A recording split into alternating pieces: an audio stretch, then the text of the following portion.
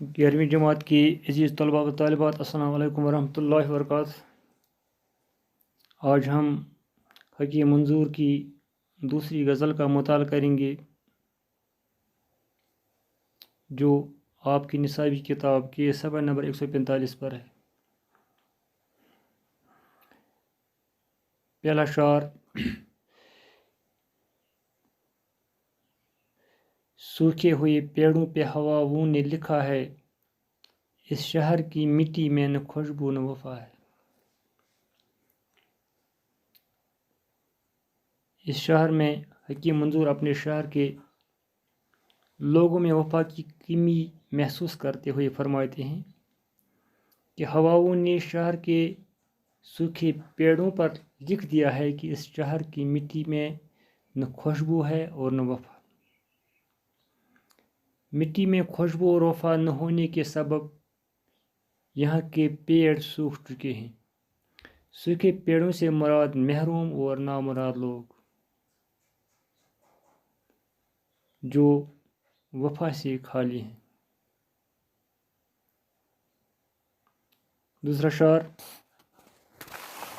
जल थल अभी कोहसार हूँ, पामाल शजरजार, बादल का ये करतब है, सूरज की अदा है। दूसरे शार में हकीम मंजूर साहब फरमाते हैं कि बादल का ये कमाल है कि आनन फानन पहाड़ पानी पानी हो जाते। इसके बरकस सूरज की गर्मी से हरियाली और फूल सूख कर बर्बाद हो जाते हैं। गोया हर चीज़ की अपनी अलग तासीर है।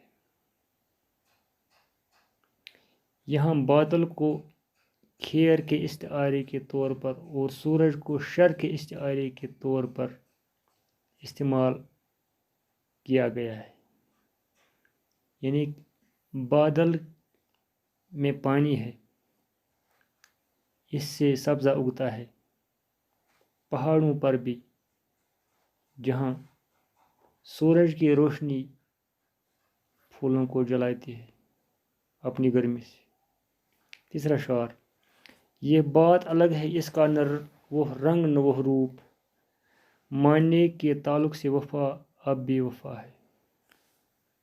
इस शार में शायर फरमाते हैं कि यह दूसरी बात है कि वफा का रंग और रूप अब बदल गया है, लेकिन वफा के मायने नहीं बदले। मानने के एतबार से वफा का वही अब मफहूम है। चनांचे वफा इस दुनिया में भी मौजूद है, लेकिन इसकी कैफियत तासीर बदल गई है। चौथा शार।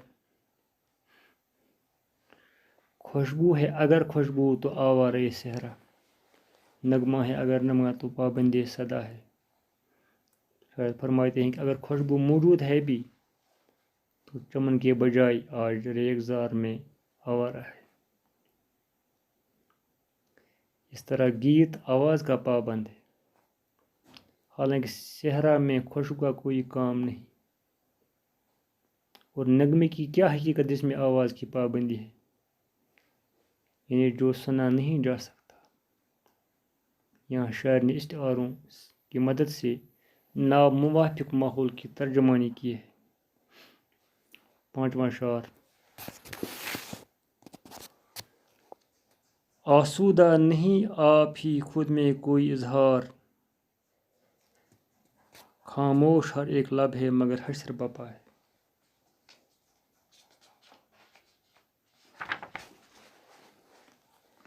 इस शार में शायर फरमाता है कि ऐ मेरे महबूब, मैं आपकी मोहब्बत का इजहार किन अल्फाज में करूं, क्योंकि मेरे पास अल्फाज ही नहीं। तेरे हुस्न जमाल की तारीफ़ के लिए अल्फाज होने चाहिए, वो अल्फाज मिलते ही नहीं, इसलिए मेरे लबों पर खामोशी है।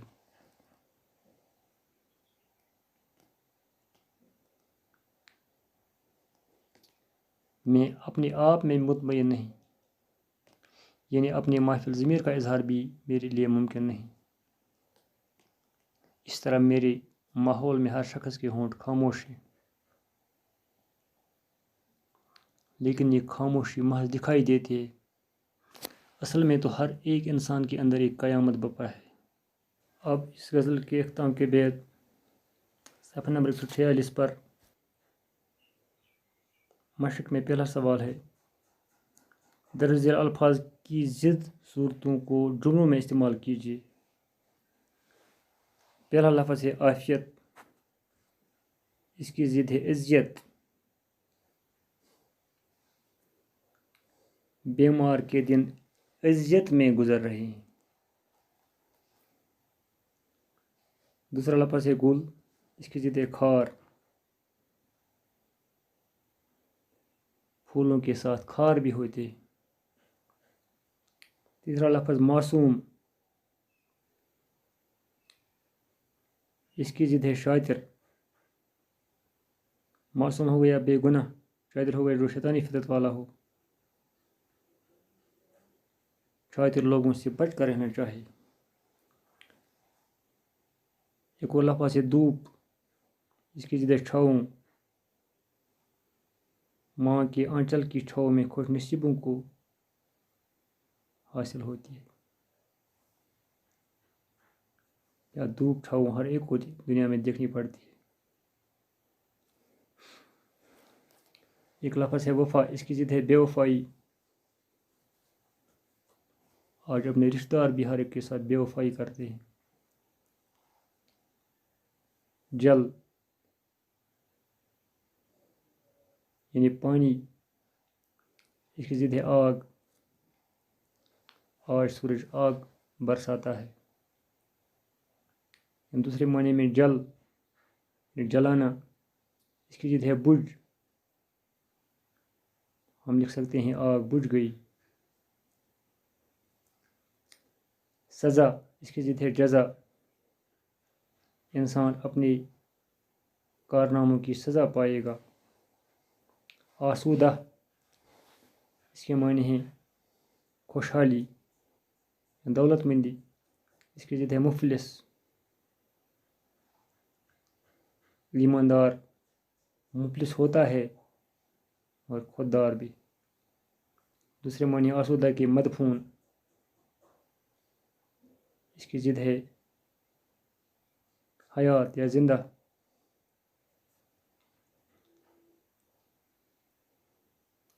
سننے میں آیا ہے کہ حضرت خضر علیہ السلام حیات ہیں۔ پھر اس کے بعد آپ دوسرا سوال اس کا ہے، درج ذیل شعر کی بہا والے شاعر تشریح کیجیے۔ اب کہ میرا کعبہ دل دشمنوں کی زد میں ہے، پھر مدد کرنا ابابیلوں کے لشکر بھیجنا۔ یہ شعر حکیم منظور کی غزل سے لیا گیا ہے۔ اس شعر میں حکیم منظور صاحب فرماتے ہیں کہ میرے دل کا کعبہ میرے دشمنوں کی زد میں ہے، ان دشمنوں کا مقابلہ کرنا میری بس کی بات نہیں۔ یعنی لالچ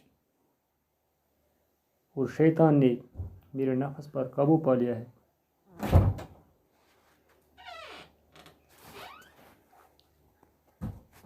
تو یہاں کلمی کے طور پر شاعر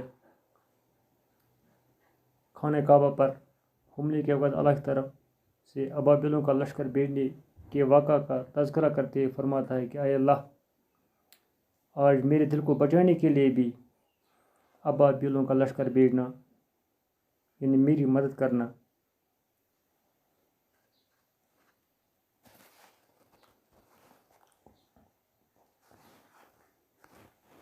اس طرح اس شعر میں پچھلے واقعے کی طرف اشارہ کیا گیا ہے۔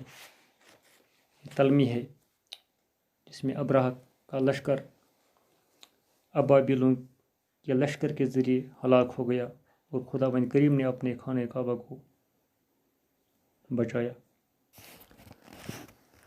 اب سوال نمبر 5 ہے، قواعد۔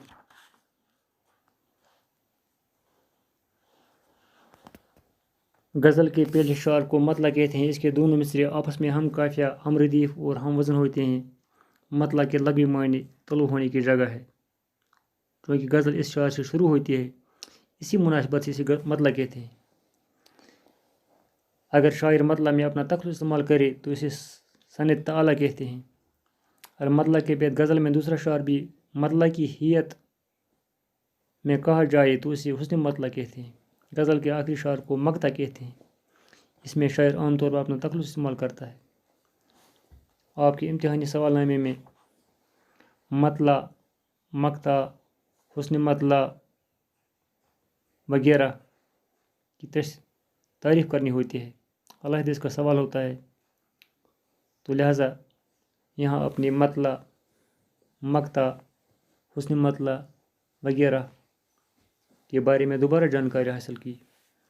اب مثال نیچے ہے. مطلع کی مثال: سوکھے ہوئے پیڑوں پر ہواؤں نے لکھا ہے اس شہر کی مٹی میں خوشبو و وفا ہے.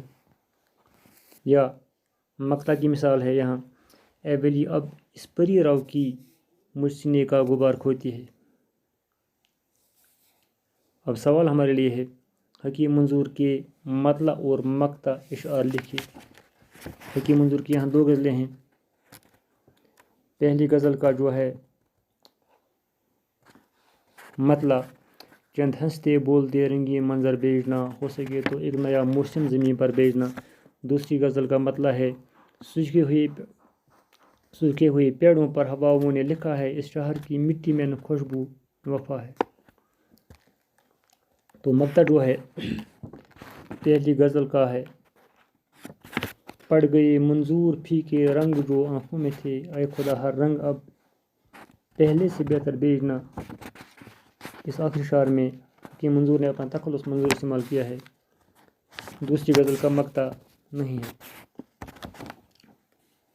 اب ایک اور سوال: حکیم منظور کی دونوں غزلوں کے استعمال کیے گئے قافیوں کی فہرست دیجیے.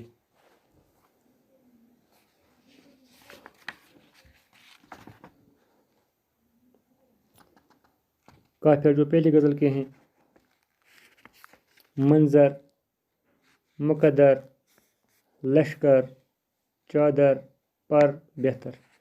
دوسری غزل کے مقطع ہیں، قافیے ہیں: وفا، ادا، صدا، سزا، بپا. اس طرح